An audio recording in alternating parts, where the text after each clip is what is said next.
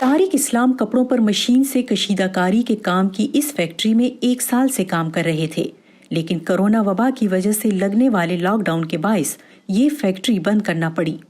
اگرچہ یہ فیکٹری اب کھل چکی ہے، لیکن طارق کو دوبارہ کام پر نہیں رکھا جا رہا۔ باس نے فون کیا تھا کہ عید کے بعد آؤ فیکٹری کھولیں گے، لیکن یہاں پہ آیا تو اس نے بولا کہ کام نہیں مل رہا ہے پورا، اور آپ اس طرح کرو کہ 5-6 دن بعد اور دوبارہ کال کر کے پوچھ لینا بات۔ اس نے بولا کہ یہ پورا لیبر نہیں رکھ سکتا۔ اس فیکٹری کے مالک انعام اللہ کا کہنا ہے کہ کووڈ سے پہلے ان کے پاس تقریباً 30 مزدور کام کرتے تھے، لیکن لاک ڈاؤن میں نرمی کے بعد وسائل کی کمی کی وجہ سے اب یہاں چند ہی لوگ کام کر رہے ہیں۔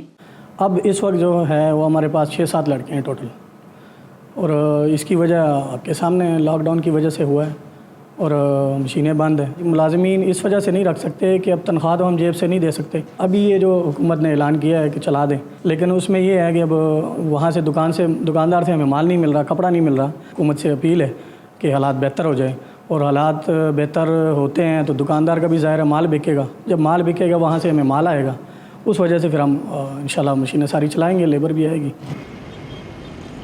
ورلڈ بینک کے مطابق پاکستان میں لیبر فورس تقریباً 7.5 کروڑ ہے۔ اقتصادی ماہرین کہتے ہیں کہ پاکستان میں بے روزگاری کی شرح پہلے ہی زیادہ تھی۔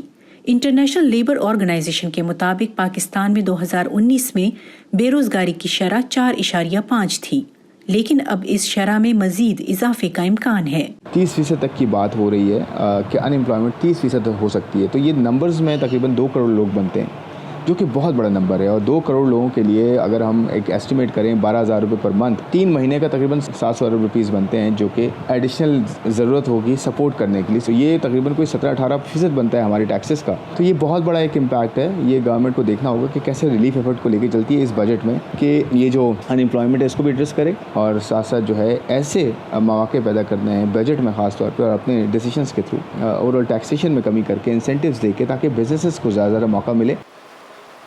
لیکن فی الحال طارق اسلام جیسے افراد جن کے لیے ایسے حالات میں گھر کا چولہا جلانا مشکل ہے، کام ملنے کی امید کے ساتھ ساتھ امداد کے لیے حکومت کی جانب دیکھ رہے ہیں۔